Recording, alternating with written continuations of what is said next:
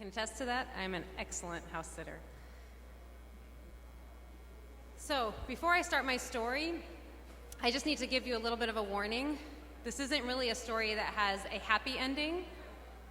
If you think about film, this is more like a French line rather than an American one.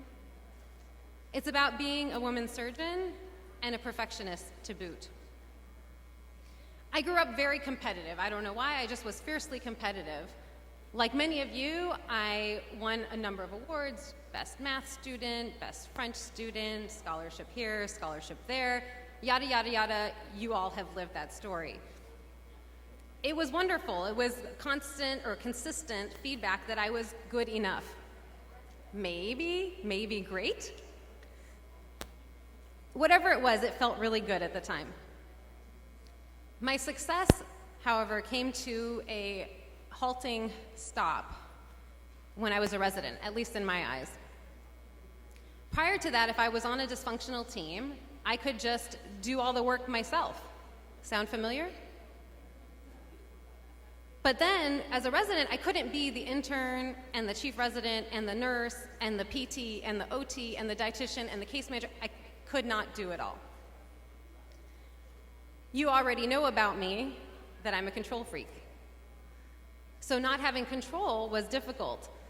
Sometimes the resident who covered for patients at night would do something different from what I would have done. I was too young, too immature, and too inexperienced to recognize that that was probably okay. I didn't realize that there's no real right answer in medicine.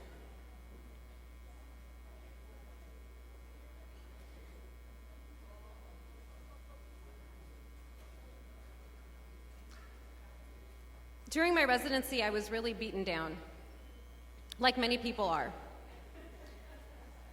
One day, at the end of a 24-hour shift, I got a call from the ED saying there was another patient who needed to be seen.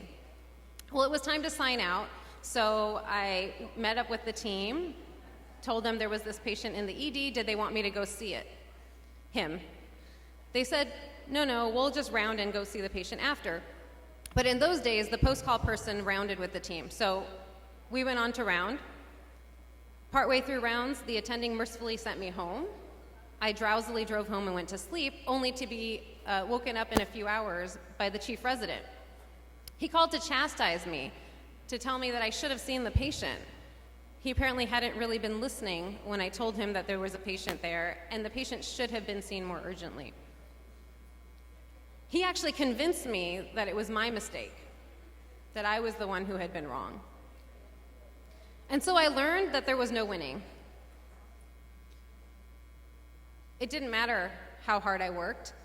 I could do 1,000 things right, but the only things that were brought up were the things that I did wrong.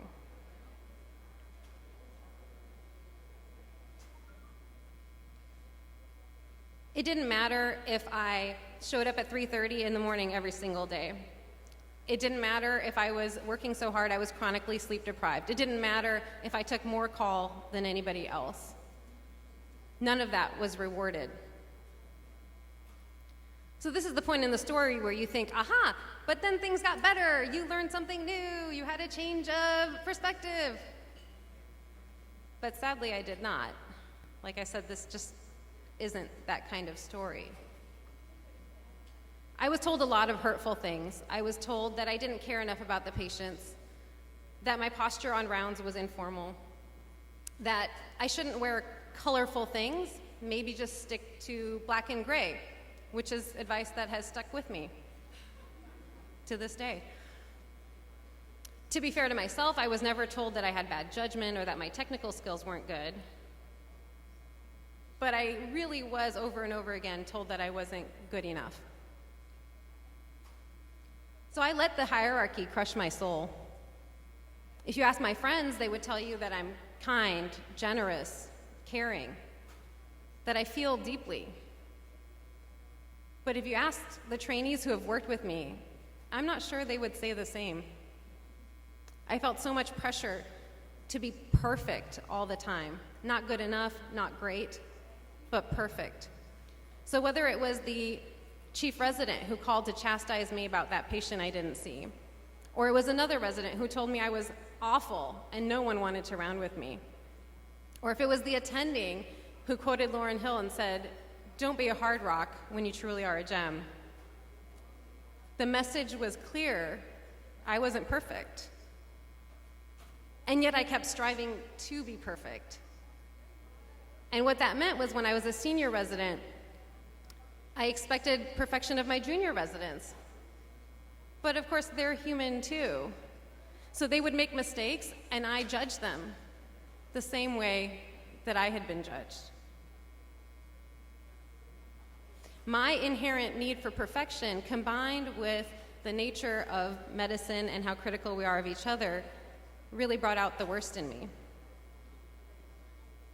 So I thought about walking away. That would be the natural thing to do. I did a PhD. I did an internship for a major strategy consulting firm. I took the LSAT. I know, I was desperate. But people kept telling me it was gonna get better. So I kept coming back. By the end of my residency, what I felt was that I was deeply flawed. The one thing I felt legitimately good at was having difficult conversations, because I'd had so many. All this is to say that it never really got better for me. As an attending surgeon, I feel an incredible responsibility to my patients. They meet me in the office, strangers come to my office. Within 15, 20 minutes, they say, "Sure, put me to sleep, cut me open. I trust you to do the right thing." It's incredible. So for those of you who aren't surgeons, just imagine that you met someone today for 15 minutes. Next week, they're in the OR with you. They're laying down on the operating table. You're holding their hand. Maybe she looks up at you and says, "I trust you, doc." And she falls asleep. And now your work begins. Now just imagine that the staff in the room are strangers to you.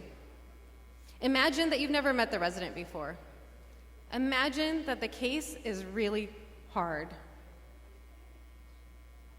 And know that you still expect, despite all of that, perfection from yourself and everyone around you. And so you fail. Every day you fail. Acutely aware of how you could have, maybe should have done better. How that move could have been done more smoothly. Maybe if you'd done it more smoothly, less blood would have been lost. If you'd been more efficient, the procedure wouldn't have taken as long. Sometimes you might even ask, if someone else had operated on this patient, would she still be alive?